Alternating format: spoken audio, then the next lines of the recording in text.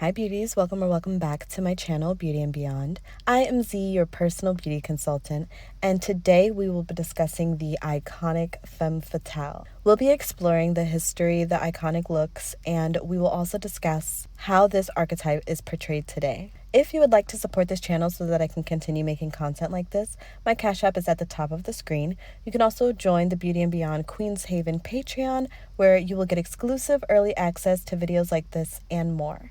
We also have the Beauty and Beyond Discord, where you can talk to women from all around the world about all things beauty, style, and glowing up. We're also really active in the community tab here on YouTube as well. If you would like, leave a thumbs up on this video and subscribe to join the beauties here on Beauty and Beyond. And with all of that out the way, let's get right into the video. The Femme fatale is one of my favorite characters. Honestly, she eats, period. That's why I was really excited to do this video, because I have, since I was a little girl, always been inspired by the female characters who portrayed their dominance in such a feminine way, while simultaneously using their intellect to get what they want. It's always been really inspiring to me. The Marilyn Monroes, or really any female trope that has to do with the femme fatale, is probably one of my favorites. I think this type of woman, or this archetype of woman, brings about the most interesting stories. I think she's legendary, she's iconic, so I'm really excited to get into this with you all. The femme fatale is a character archetype described as desirable, captivating, and cunning. The femme fatale literally means lethal woman, so she mostly represents a woman scorned or a deadly woman. Femme fatales can be traced back in literatures dated centuries ago, from stories in the Bible as well as Greek mythology. In Greek mythology, there are actually 4 types of femme fatales. We have the Sappho, the Diana, the Venus, and the Amazon. The Sappho is described as self-reliant, smart, and a woman that does what she wants no matter what. The Diana is described as the huntress. Just like the mythological Greek goddess, she punishes men for their greed and their wrongdoings. This type also focuses her goals on how she can get paid. The Venus is the seductress, the goddess of love and beauty, and she gets what she wants by wearing a mask of deception. She's very manipulative and cunning. The Amazon has an androgynous quality to her. She is described as a nonconformist femme fatale. In the Bible, the femme fatale is represented through characters like Eve, Jezebel, Delilah, and Salome, who are all known to have seduced men to their downfall or their death. The name femme fatale was popularized in the 19th century in French literature. Most femme fatales were actually portrayed in a negative light during that time. For example, Gustave Flaubert's Salammbô character is the priestess and daughter of the city's leader in the story. A daring theft of the sacred veil of the goddess Tanit opens a new phase of conflict, both between the warring forces during the story and within the soul of Salammbô, who is described as an eroticized and sexual femme fatale of the ancient Orient who brought about the demise of the man who lusted after her. A lot of femme fatales were associated with waging wars and stirring up conflict between marriages and families. The evolution or the character arc of the femme fatale continues in film noir. The femme fatale was made most famous from the 1930s to the 1950s. Still, she was portrayed as a nemesis or a trickster. She was also heavily associated with vampires or being vampy. Over time, terms like man-eater were coined to describe these revolutionary women. Today, the femme fatale is popularized under different names like dark femininity, siren, and seductress. Being an office siren or having siren eyes has been popularized as of recent, especially on sites like TikTok and Pinterest. The femme fatale is also portrayed in TV and film nowadays with a more positive undertone, highlighting her intelligence and her confidence over her overt sexuality. In an article published by the University of Bath titled "The Femme Fatale in Vogue," the writer states that without the sexual fatalism attached to the femme fatale, another type of new woman educated, self-supporting, and contestant of dominant sexual morality, emerged as a result of changing socioeconomic conditions and newly founded women's colleagues in educational opportunities. In the 19th century, both the US and the UK,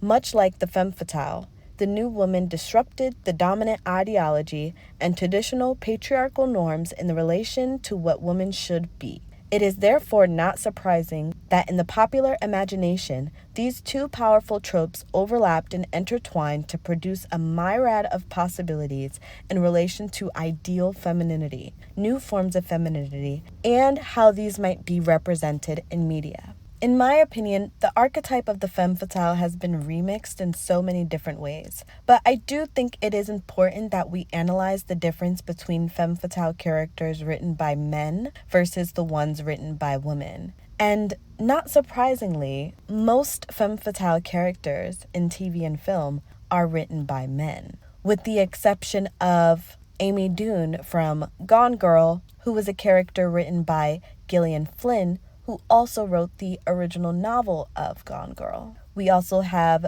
Villanelle from Unaliving Eve, who was a character wrote by Phoebe Waller-Bridge. It really makes you think, in my opinion, is the femme fatale a twisted image of a man's imagination? I would honestly beg to differ, but just to make myself sleep better at night. I do think it's important to emphasize the fact that men have largely been a part of the femme fatale's overall archetype and the stereotypes that follow her, but men have also largely been a part of not only her depiction, but her utilization. She uses men as a tool to get what she wants. But the femme fatale could only have been portrayed through the agency of a woman. I think overall, the femme fatale could have started as a fantasy in a man's mind, maybe even following the event of meeting a femme fatale in real life. But generally, I believe that the femme fatale we know today is purely feminine and shaped by the woman's eye in some of the best ways. Women today are wanting to explore their dark feminine energy in order to get what they want,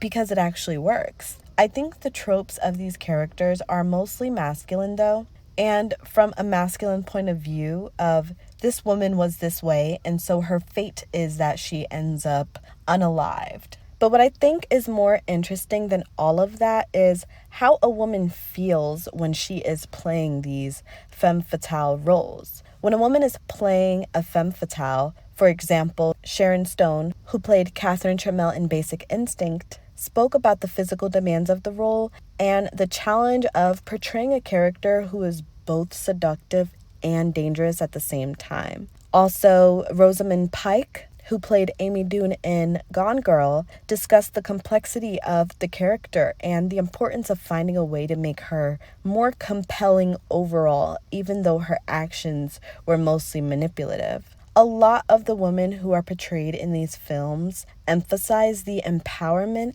and the confidence that a lot of these characters give them. They also talk about how they collaborate with the writer to add more depth and nuance to the original character so as not to portray a caricature of the femme fatale. So I do feel like the femme fatale archetype can be done wrong if the male gaze is the main focus of the portrayal, or if too much of the male gaze is prioritized. So in essence, there can be consequences for playing the femme fatale role, especially over and over again. For example, Megan Fox portrayed her so much in this way, I believe, that it caused her to be like the modern day poster girl, which inevitably made it harder for her to attain roles outside of that sphere. I actually saw in a video that someone said that Megan Fox was the femme fatale in the era that people turned their backs on the femme fatale, which I think is a really good example of how this character can be really overbearing, especially if you don't balance it out with different types of qualities in character. So I do think that maybe even for the workplace or in places that you need to be more dominant, or when you need to make sure that you're being heard, you do need to reach into that dark femininity and be able to kind of turn it on and off at your will. Because I do think that like too much of anything is not entirely good. Right? So in terms of beauty, the allure of the femme fatale seems to be heightened, more than most archetypes in my opinion. This is probably because their beauty is mysterious, charismatic, magnetic, and witty all at the same time. So femme fatales definitely come in different shapes and forms. It's all about the personality, it's all about the aura, and it really comes from the inside. But overall, there are a few things that they seem to have in common. So for example, classic beauty just seems to be just the overall archetype of the femme fatale. She's a classic beauty. She's often depicted as conventionally and conveniently attractive. She has symmetrical features. She has clear skin, captivating siren eyes, usually lined with like really dark liner to give a really smoky and intense effect, especially when she needs that type of look. But I also noticed that she can and she will kind of portray more of a softer look and lean into more softer colors and softer makeup as a means of manipulation. In the same article, The Femme Fatale in Vogue, they described the classic femme fatale fashion as a Louis heel, lace-up boots, button shoes, or evening dress slippers. The finer details a dress design may have also may convey an ethereal aesthetic. The femme fatale imagery in this historical inquiry has elucidated that femininity constructed by fashion and style can be a tactic for political movement and social change, as much as for sexual attention, and thus be a source of empowerment. As feminine identity diversifies, the female body and sexuality, as well as the sexualization of the body, continues to be the locus of power and the site of contestation. Therefore, femme fatale imagery in popular culture media continues to provide a provocative source of information and a richly layered discourse in consumer culture. To me, this really explains how influential the femme fatale really is. We can see how this archetype directly translates into sales in consumer culture. The red lips, red nails, and dark hair combo is also attached to this archetype. So it is a bit easy to mimic, but like I said, if the aura is not there, if it's not coming from the inside, it can definitely become more of a caricature rather than something that comes off as very natural. Clothing like red slip dresses, kitten heels, elaborate jewelry, and alluring makeup are all tools that help the femme fatale become who she is. But it's just one piece to the puzzle. All in all,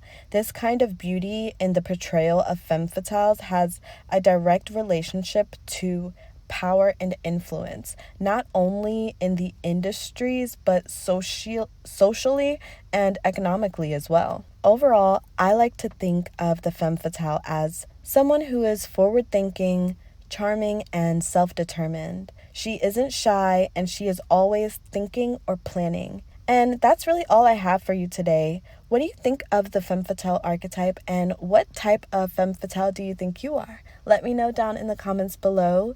Thank you guys for 2,000 subscribers. That's crazy in a month, a little less than a month maybe, but thank you so much for your support. I'm gonna try my best to stay consistent and get better with every video that I do. I really want to take this seriously, and hopefully I can get the resources that I need that makes this job easier so that I can kind of like get videos out faster and of a better quality. But like I said, like I'm learning as I go, and you guys are really just following me on this journey. You guys are like right in the beginning. I really want to say thank you to all of my patrons. Thank you so much. I really appreciate y'all. And I appreciate my moderators in the Discord. Y'all are the best. Y'all are great. And all of the girls in the Discord too. Like shout out to y'all for like really communicating with each other and building this community, because I think that there needs to be more communities like this. So definitely look out for more videos from me, and thank you so much. Like, from the bottom of my heart, I really appreciate it. Y'all have an amazing rest of your week. Bye.